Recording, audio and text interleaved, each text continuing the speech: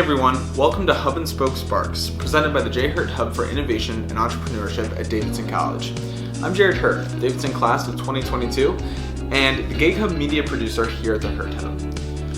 Hub and Spoke SPARKS are 10-minute interviews with a variety of subjects, and hopefully they'll be able to spark some innovation or inspiration in your career or even your day-to-day life. So Frank, thank you so much for joining us here on Hub and Spoke.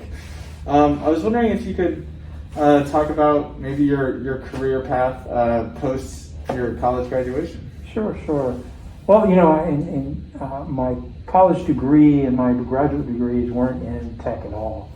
And as I moved forward, I was actually in a management trainee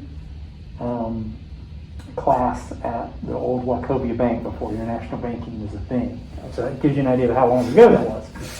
And as I'm doing the tour, I see this table with a couple of boxes with screens on them, and I said, "Hey, what's that?" And they said, "Oh, those are PCs. Nobody knows what they are for and why we have them."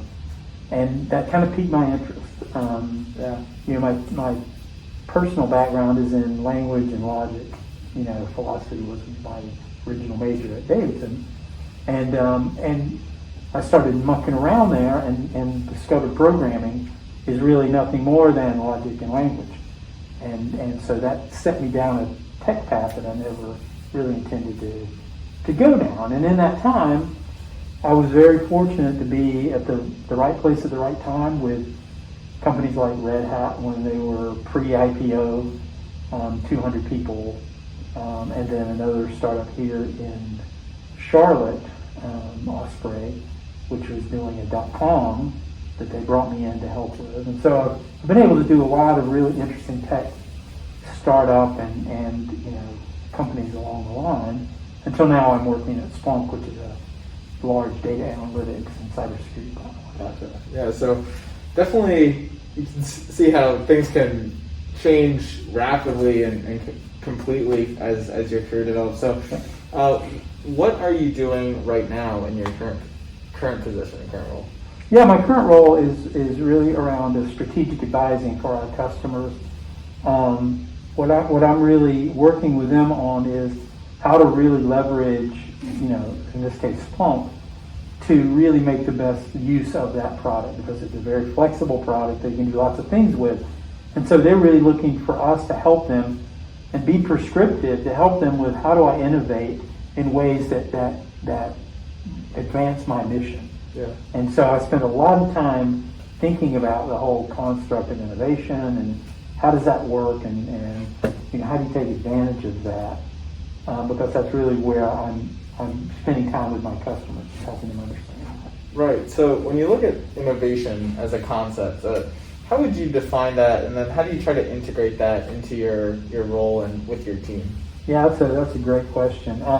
Actually, one of the 5 core values of Splunk is innovative. And so it's kind of built into the company's DNA, which is nice because from the perspective of innovation itself, I think if I was to define innovation, it would be how do you recognize and address change, right? Because change is where true innovation happens, and that change can be small. It can be a company cultural thing. It can be a correction thing. It can be even a global pandemic. Yeah. So we've already seen a lot of innovation come out of the challenges we faced during this pandemic. I think that's really the core to innovation. Innovation really, it doesn't happen much in the status quo. It's can I recognize the change and understand how I can take advantage of that change or to address the challenges that change has now created. Gotcha. Yeah, absolutely. We have a lot of students probably tuning in, watching, and as we're connected with Davidson, how would you advise those students who might be, graduating college, starting to consider what their career might look like? What piece of advice would you have for them as they move forward? Yeah, that's a great question because obviously I don't directly use my degree at all. Yeah. I think the key, to anybody in the Davidson experience is how much did you take advantage of the opportunities to learn so that becomes a lifelong process. I think it's so easy to get caught up in gaining a degree and calling that a finish. Got a degree. So now I'm ready to start my life. Yeah. Reality is the people who are serial learners and are learning throughout their lifetime are the ones who are going to see these opportunities and take advantage of them, regardless of whatever their background or their original intended, career path was. Yeah. How would you say that Davidson College prepared you for that? Well, for me, it's really simple, is that I love the liberal arts part of Davidson. I didn't have to choose something and be in that lane the whole time. I got exposure to, art. I was art and music and philosophy and, pretty much everything but science.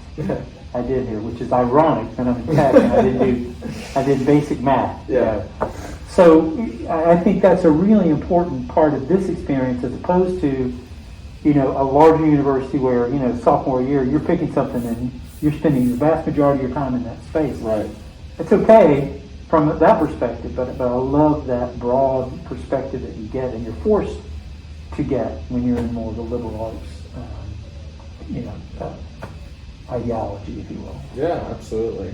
What's it like to be back here at Davidson and see now this brand new facility, fully all in on innovation and entrepreneurship here at the college? Well, yeah, a lot has changed since I was here, and this is just one great change as this community's grown, and there's been more growth in this area, as becoming more of a suburb of Charlotte, taking advantage of the talent that's here and being able to integrate that into the university. I think is a great opportunity that not everybody has, because a lot of the college towns are kind of isolated from the rest of the world, and many of them have these kind of startups that kind of spunk around in different places, but having an actual center and a facility that supports that and puts some structure to that, I think that's fabulous, because it gives a lot of access and opportunity to folks who are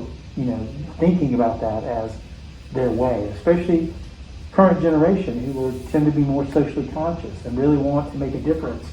And entrepreneurship isn't just about making money for them. Being able to explore things I think is really critical. I think it's great. I would love to have something like this back in the day. Great, thank you so much. Well, Frank, thank you for joining us on Hub and Spoke. Thanks, appreciate it. Nice to meet you. Yeah, nice.